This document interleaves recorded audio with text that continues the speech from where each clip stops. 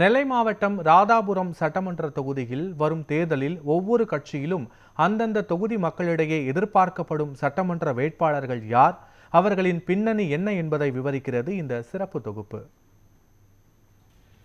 திமுக சார்பில் நெல்லை கிழக்கு மாவட்ட பொறுப்பாளரும் தொழிலதிபருமான கிரஹாம்பெல், ஒன்றிய செயலாளர் ஜோசப் பெல்சி ஆகியோர் வேட்பாளராக அறிவிக்கப்பட வாய்ப்பு என அவரது ஆதரவாளர்கள் கூறுகின்றனர். தற்போதைய சபாநாயகர் அப்பாவுதான் மீண்டும் வேட்பாளராக களமிறங்குவார் என அவரது ஆதரவாளர்கள், பொதுமக்கள் என பலர் கருத்து தெரிவித்துள்ளனர். அதிமுக சார்பில் திசையன்விளை பேரூராட்சி தலைவரும் கடந்த நாடாளுமன்ற தேர்தலில் போட்டியிட்டவருமான ஜான்சி ராணி வேட்பாளராக அறிவிக்கப்படுவார் என அவரது ஆதரவாளர்கள் கூறுகின்றனர். மறுபுறம் முன்னாள் சட்டமன்ற உறுப்பினரும் தொகுதி முழுவதும் நன்கு அறியப்பட்டவருமான மைக்கேல் ராயப்பன், முன்னாள் நாடாளுமன்ற உறுப்பினர் சவுந்தரராஜன் ஆகியோருக்கும் வாய்ப்பு உள்ளதாக பொதுமக்கள், தொண்டர்கள் கருத்து தெரிவிக்கின்றனர்.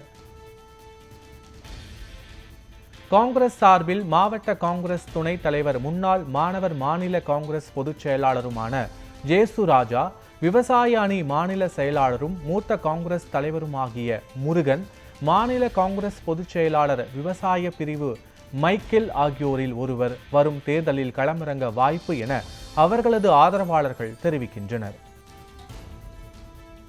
பாரதிய ஜனதா கட்சியை பொறுத்தவரை செட்டிக்குளம் ஊராட்சி மன்ற தலைவராக உள்ள அம்மா செல்வகுமார், மாவட்ட துணைத் தலைவராக உள்ள பாலகிருஷ்ணன், திருநெல்வேலி பாஜக மாவட்ட தலைவர் தமிழ்செல்வன் ஆகியோரில் ஒருவர் வேட்பாளராக களமிறக்கப்படுவார்கள் என அவர்களது ஆதரவாளர்கள் மற்றும் பொதுமக்கள் கருத்து தெரிவிக்கின்றனர்.